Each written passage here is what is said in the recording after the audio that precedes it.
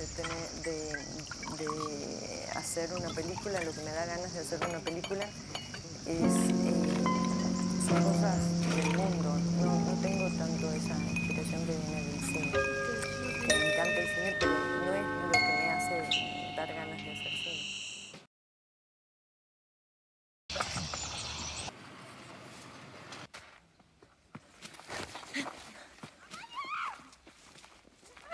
Martel's films are steeped in Argentine history, both socially and politically.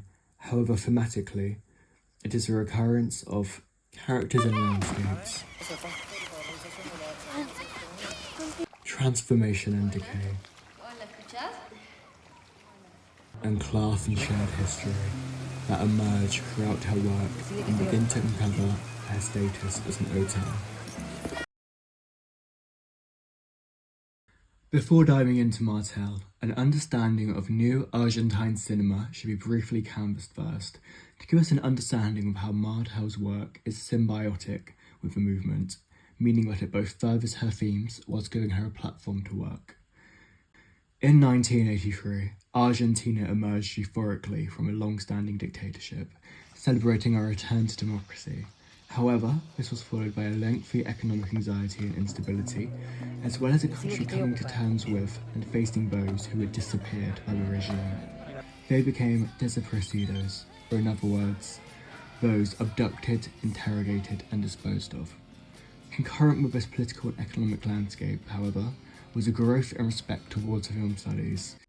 Argentina's Institute of Cinema launched Brief Stories, a competition of short films which reached to some 12,000 spectators, with Martel making her first serious directorial debut with Dead King, which broughted themes of transition, landscapes, and shared history.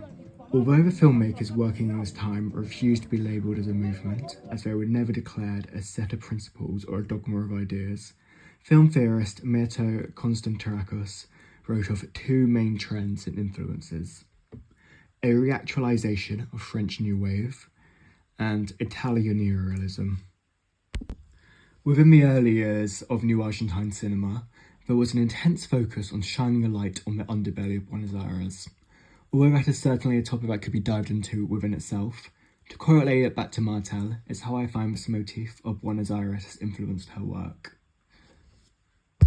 To be concise, Constantarakos wrote about the film Bad Times, which is a film consisting of 4 segments by 4 different directors, Martel not included, focusing on Buenos Aires. He saw Buenos Aires portrayed as a machine made to expel the marginals, and that the countryside is no longer seen as a safe haven from the harshness of the city. This takes us into the first theme.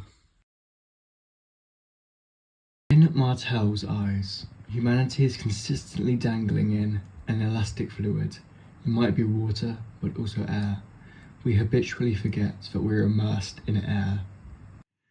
This philosophy is reflected onto her characters as they traverse their own morality, conflictions, educations, and journeys. Vera is plagued by the guilt of potentially hitting a child with her car, shown through consistent close-ups on Vera, emphasizing a lethargy and strain on the character. Amalia is confounded by vocation, and her Catholic mentor strays from her teachings, shown through Amalia and Josefina's whisperings.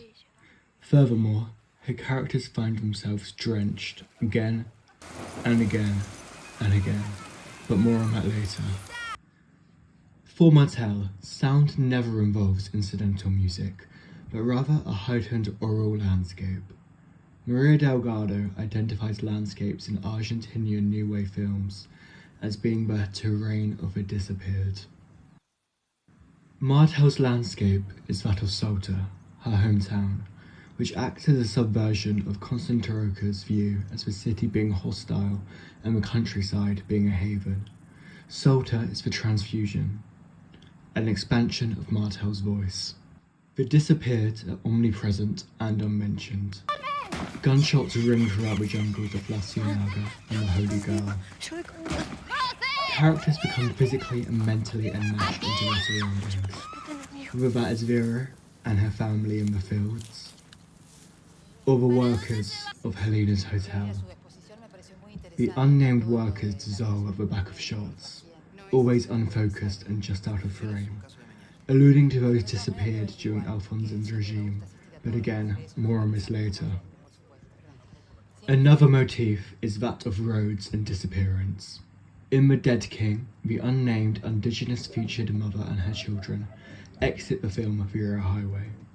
La Ciénaga sees the family leave to a hospital, driving out of the mansion gates, creating the illusion of leaving the city gates into the unknown. In all, the motifs of guilt, moral greyness, and confliction within her characters, alongside landscapes entangling characters, unveiling gunshots, and creating never-ending roads, all lead to the omnipresent shadow of the disappeared.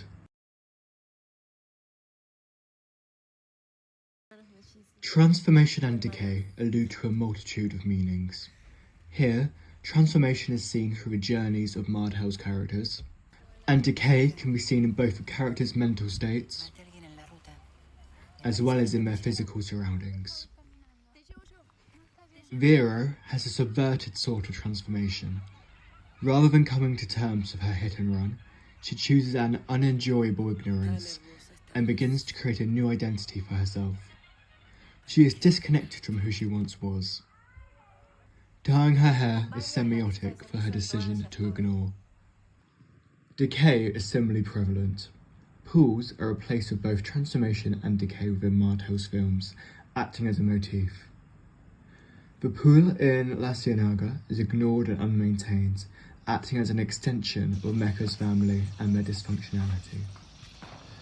Whereas the Holy Girl's pool is a place of sanctuary, where the foregrounded characters are usually disrupted from relaxing, or where secrets are shared. An allusion to the disappeared is continual. In The Holy Girl, Helena blames the pool water for hurting her ear, which leads to Dr. Yano inquiring as to whether she hears voices at night. Those who were disappeared were often disposed of into the sea.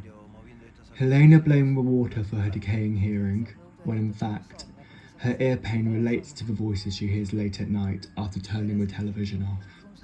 It is metaphor for the voices of those disappeared into the sea.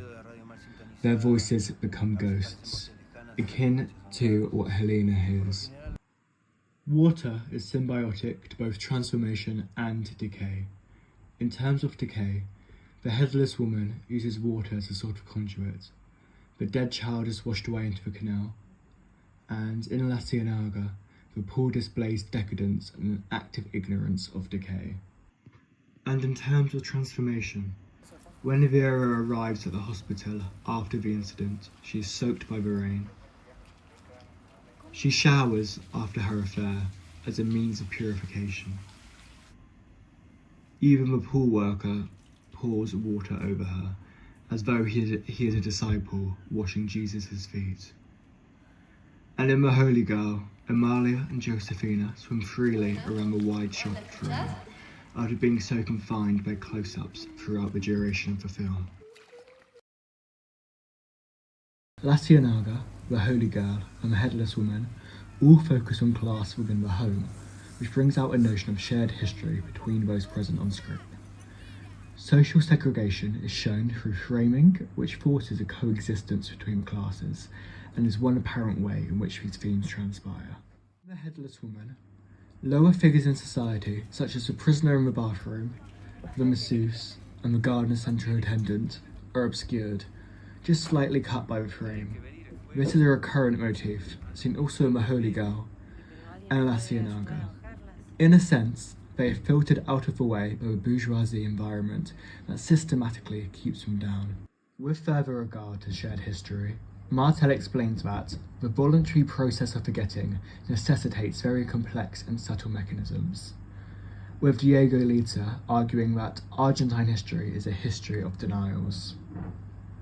These beliefs surrounding forgetting shared history are continually prevalent within Martel's work.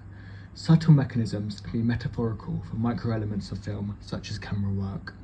In The Headless Woman, the camera is turned into a voyeuristic character, which implicates us, the viewers, within the unfolding familial dynamics.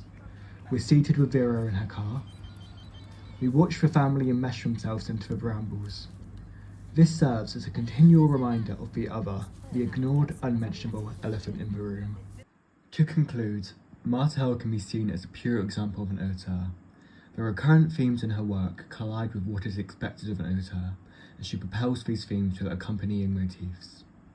Her corpus of work is interwoven into new Argentine film history, and, in short, she uses her quiet landscapes to unveil a hurting but healing Argentina.